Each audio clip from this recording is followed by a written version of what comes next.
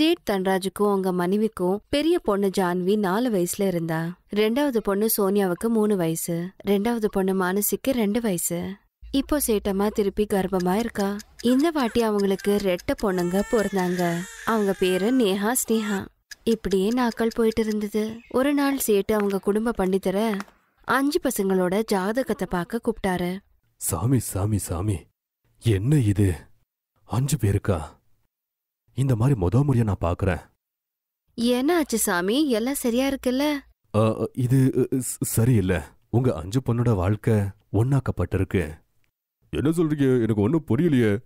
அது என்னன்னா, உங்க 5 பொண்ணுங்க ஒரே பையனை கல்யாணம் பண்ணிக்கணும், இல்லனா 5 பேருக்கும் உயிருக்கே ஆபத்து. அதனால 5 பொண்ணுங்களுக்கும் ஒருத்தந்தான் புருஷன். இத கேட்டு சேட்டம்மாவும் கவலைப்பட்டாங்க. இப்படியே நாட்கள் போச்சு. அப்படியே 5 பேரும் பெருசானாங்க.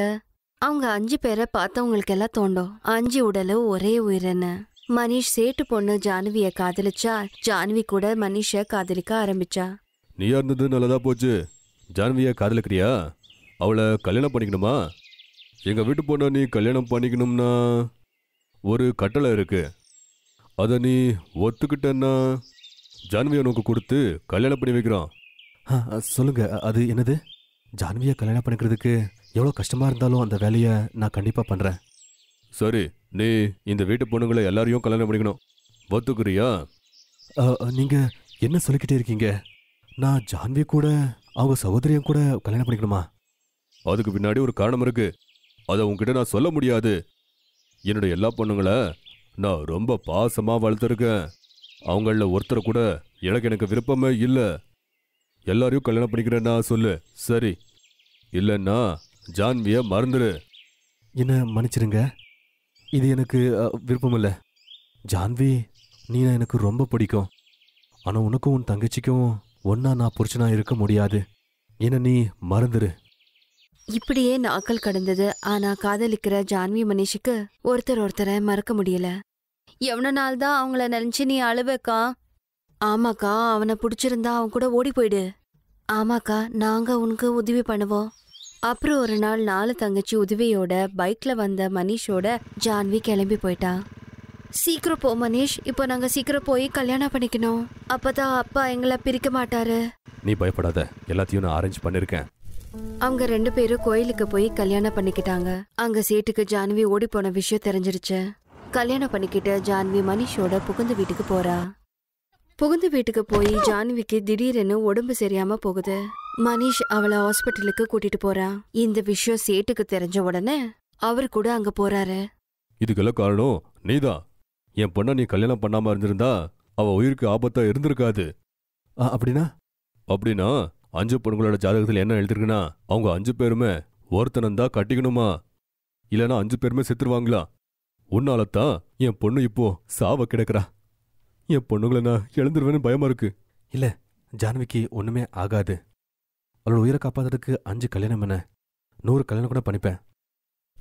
மனிஷ் ஜான்வியோட 4 தங்கச்சிகளை கல்யாணம் பண்ணிக்கிறா. அதுக்கப்புறம் ஜானவி பூர்ணமா குணமாயிட்டா. கொஞ்ச நாள்ல அவ சரியாயி வீட்டுக்கு வரா. அவங்க 5 பேரும் ஒன்னா சந்தோஷமா புருஷனோட வாழ்றாங்க.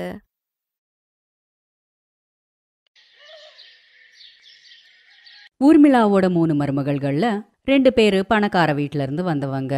ஆனா ஒரு மருமக மட்டும் ஏழை வீட்ல இருந்து வந்தவ. இதனால அவள மாமியார் மட்டுமே இல்லாம அவளோட ஓரவத்திங்களும் அவளை மட்டம் தட்டிட்டு இருப்பாங்க. எப்பயும் போலவே இனிக்கும் ஏழை மருமக வீட்டு வேலைகளை செஞ்சிட்டு இருந்தா. சோனல், ஓ சோனல், அடியே சோனல், எங்கடி தொலைஞ்ச? வந்துட்டேன் அத்தை.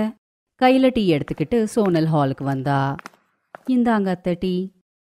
என்னோட ஏழை மருமகளே, டீ செஞ்சிட்டு இருந்தியா இல்ல பீமனுக்காக பொங்கல் செஞ்சிட்டு இருந்தியா? அத்தை, வெளியில வேலைகளும் ரொம்ப நிறைய இருக்கு. எனக்கு நாள் முழுக்க வேலை செய்ய வேண்டியிருக்கு. அட, என்னோட காலத்துல ஒரே ஒரு மருமக எல்லா வேலைகளையும் பண்ணிடுவா. ஆனா உனக்கு கஷ்டமா இருக்கா? என்னோட 2 மருமகள்களுக்கும் டீ உங்க அப்பனா எடுத்துட்டு வருவான். அத்தை, சின்ன ஓரவத்திங்களாலையும் வேலை செய்ய முடியும்ல? ஏன், உன் கை கால் நல்லா தானே இருக்கு, வாய் மூடிட்டு வேலை பண்ணு. சரி அத்தை. மாமியார் சொன்னதை கேட்டு சோனல் கிச்சனுக்கு வந்தா. என்கிட்ட மட்டும் அத்தை ஏன் இப்படி நடந்துக்கிறாங்கன்னே தெரியல. நான் இந்த வீட்டு மருமக இல்லாம வேலைக்காரி மாதிரி இருக்கேன். இந்த காலத்துல யாருமே இந்த அளவுக்கு மோசமா நடந்துக்க மாட்டாங்க. அந்த 2 கிளிகளும் அத்தை கிட்ட என்னதான் சொல்றாங்களோ தெரியல. அத்தை அவங்களையே பாராட்டிட்டு இருப்பாங்க. அப்புறம் நான் ஏழைன்றதுனால எப்பவுமே மட்டம் தட்டிட்டு இருப்பாங்க. இப்படி புலம்புறதுனால எதுவும் நடக்க போறதில்ல. ஏன்னா இதுதான் ஏழைங்களோட வாழ்க்கை. ஏழை மருமகளோட இந்த கஷ்டம் அவளோட பேச்சிலேயே தெரியுது. ஒரு பக்கம் ஏழை மருமக வேலைக்காரி மாதிரி இருந்தா, இன்னொரு பக்கம் சின்ன மருமகள்கள் சோனலுக்கு ஆர்டர்ஸ் கொடுத்துக்கிட்டே இருப்பாங்க. நேரம் போக போக குளிர்காலமும் வந்துச்சு. ஹால்ல உக்காந்துருக்கிற 2 பணக்கார மருமகள்களும் இப்படி சொன்னாங்க. அத்தை, குளிர்காலம் வந்துச்சு. இந்த சீசன்ல எனக்கு எவ்வளோ தேவைகள் இருக்கும்ட்டு உங்களுக்கு நல்லா தெரியும். இந்த குளிர்ல இருந்து நம்மள காப்பாத்திக்கிறதுக்கு டாடி கிட்ட சொல்லி புது ஹீட்டர்ஸ் வாங்கியிருக்கேன். அத்தை, நானும் நேத்து நிறைய வின்டர் ஷாப்பிங் பண்ணேன். இத பாருங்க, உங்களுக்காக தான் பஷ்மினா ஷால் வாங்கியிருக்கேன். கிஃப்ட்ஸ் கொடுக்கறது உங்களுக்கு மட்டுமா தெரியும்? நானும் உங்களுக்காக புது ரஜாய வாங்கியிருக்கேன். அத்தை, அதெல்லாம் எதுக்கு? அட, எதுக்குமா தேவைப்படாது. உங்ககிட்ட மெலிசான போர்வைகள் தான் இருக்கு. அதனால என் மருமகள்கள் கஷ்டப்படக்கூடாதுன்னு இப்படி செஞ்சேன். ராத்திரி குளிர்ல நீங்க எவ்வளோ கஷ்டப்படுவீங்க பாவம். என்கிட்ட நிறையவே காசு இருக்கு, தெரியும்ல. அப்பதான் சோனல் ஊர்மிளா கிட்ட இப்படி சொன்னான். சின்ன ஓரவத்திங்களுக்காக ரசாய்களை வாங்கியிருக்கீங்க. அப்படியே எனக்கும் வாங்கியிருக்கலாம்ல அத்தை. இந்த வாட்டி பயங்கரமா குளிரும்ட்டு நியூஸ்லயும் சொல்லிட்டு இருக்காங்க. நான் மெலிசான போர்வைகளால எப்படி சமாளிப்பேன் சொல்லுங்க?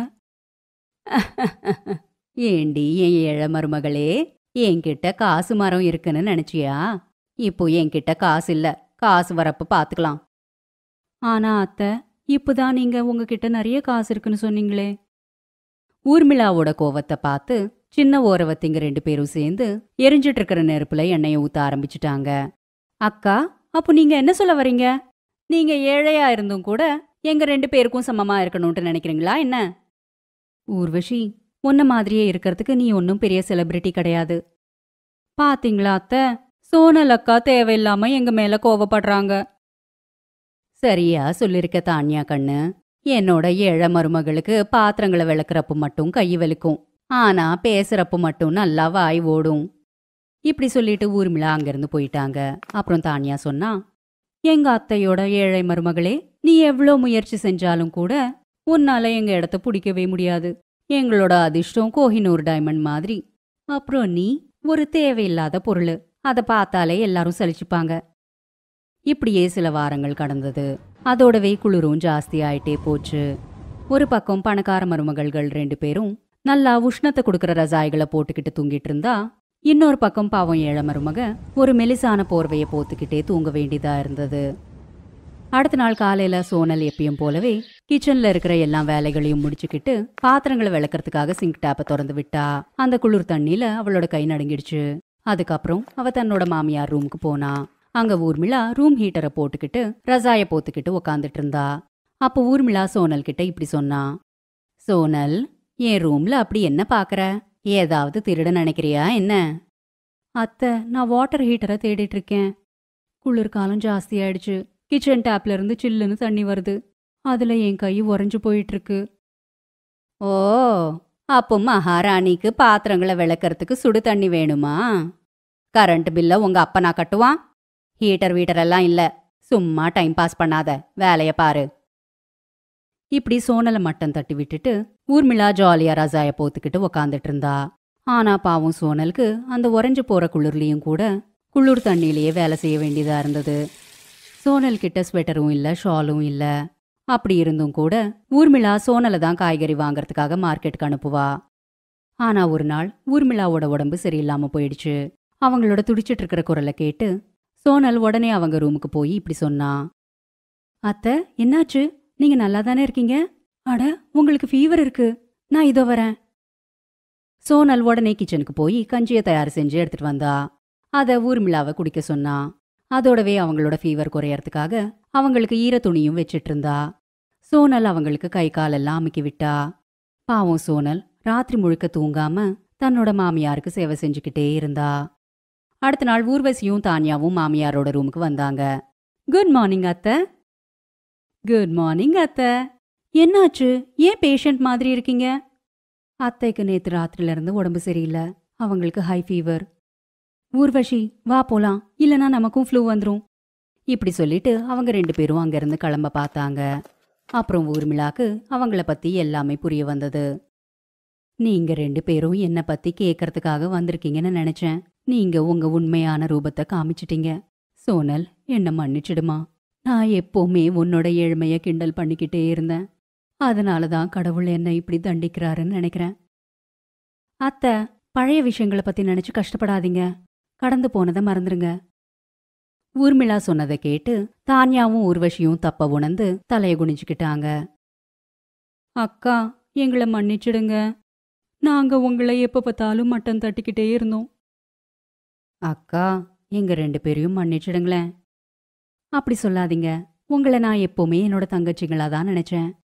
அப்புறம் 3 பேரும் கட்டி அணைச்சுக்கிட்டாங்க. இனி அன்னிலிருந்து எல்லாருமே சேர்ந்தே வேலை செஞ்சிட்டு இருந்தாங்க. Thanks for watching.